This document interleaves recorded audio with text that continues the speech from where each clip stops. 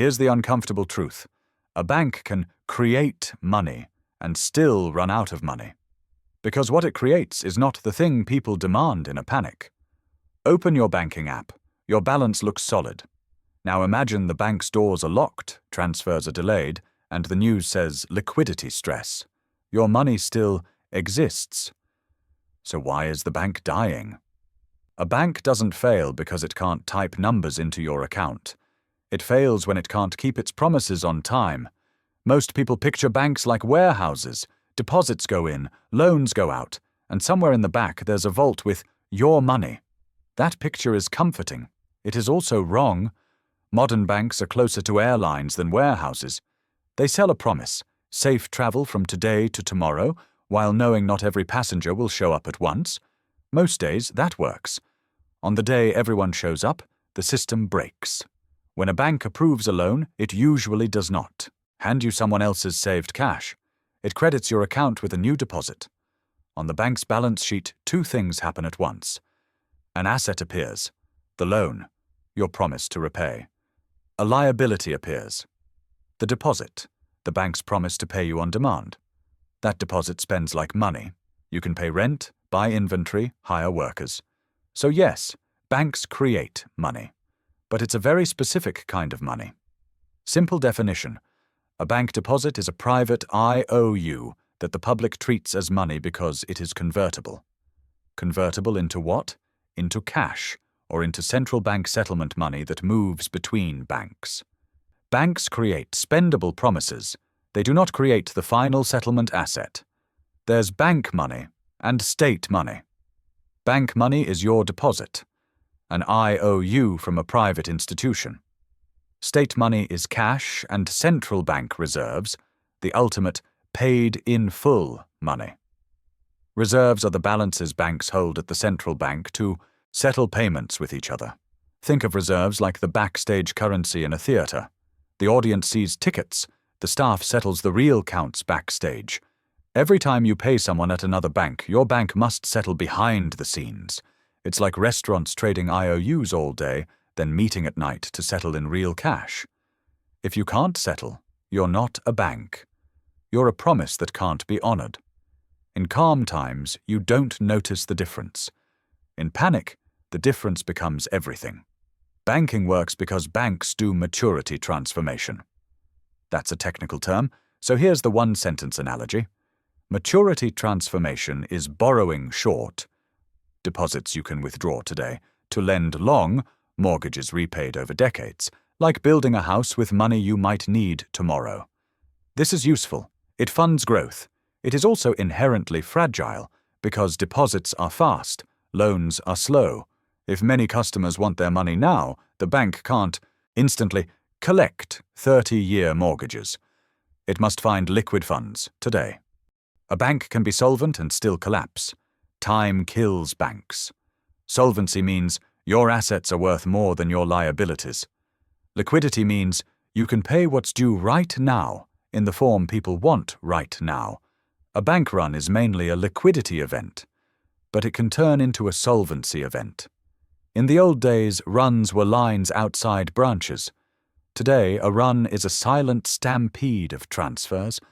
If depositors move money to other banks, your bank must send reserves. Those reserves can drain in hours. And here's the hard constraint.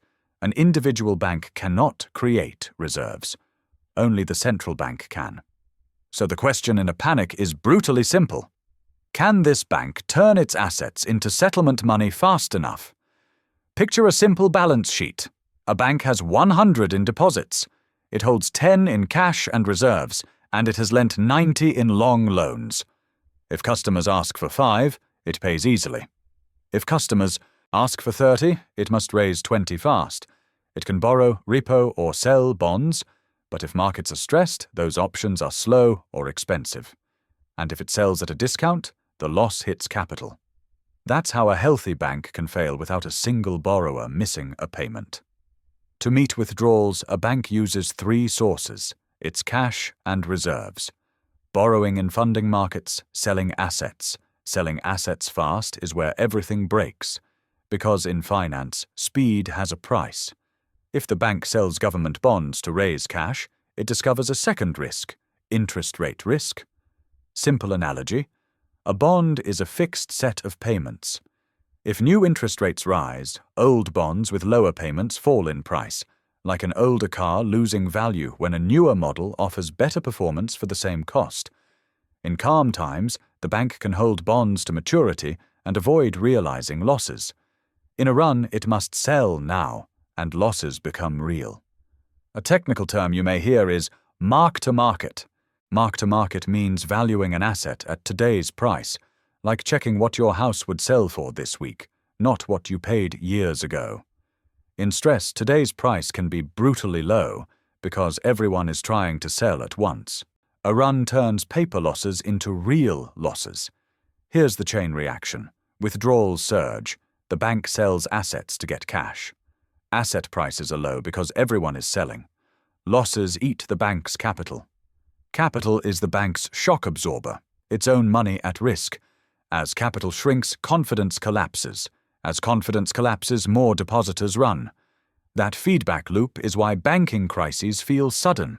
It's not one problem. It's the same problem feeding itself. 3 accelerants make modern bank failures faster than people expect.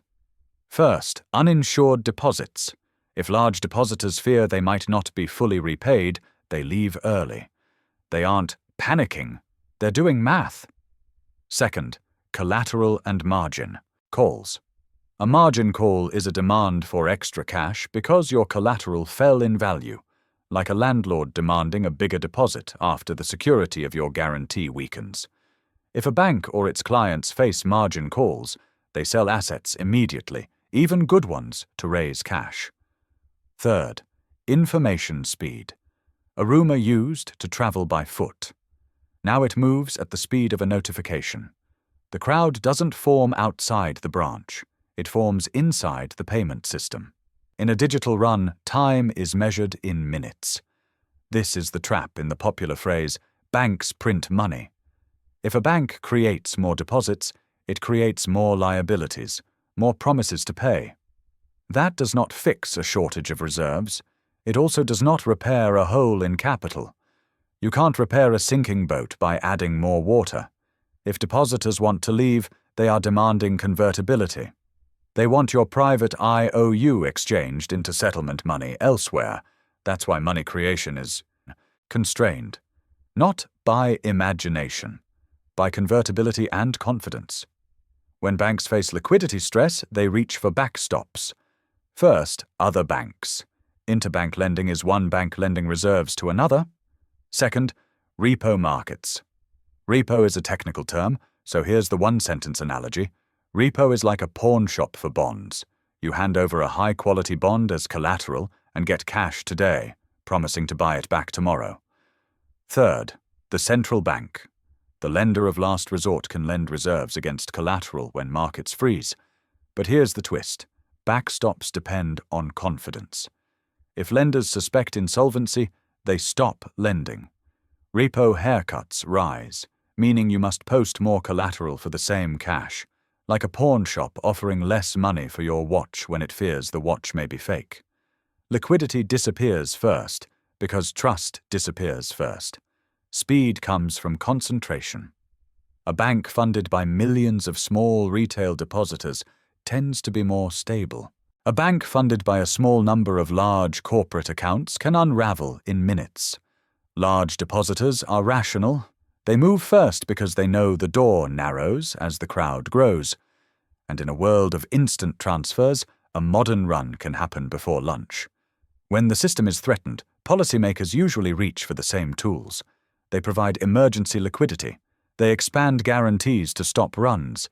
They arrange mergers, backstops, or resolutions to keep payments functioning. The goal is not to save every shareholder. It is to keep the pipes of commerce open, payroll, invoices, basic settlement, so the economy doesn't seize. So why can banks go broke if they create money? Because banks create deposits, not certainty. They cannot create reserves on demand, the settlement asset. Capital on demand, the loss buffer. Confidence on demand, the social permission to keep operating. A bank's real product is trust plus timing. It takes short-term promises and funds long-term reality. That is valuable. That is fragile. Remember these 5 rules. Rule 1. Deposits are promises, not stored cash. Rule 2. The system runs on convertibility. Your deposit must become settlement money when demanded. Rule 3. Liquidity is about speed, not wealth. Rule 4. In stress, forced selling can make a solvent bank insolvent. Rule 5. Confidence is a flow. When it reverses, everything tightens. Banks create money in good weather. In bad weather, they discover what money really is: trust, enforced by settlement. And the next time you hear the bank printed money, ask the sharper question: could it pay, today, when everyone asked at once?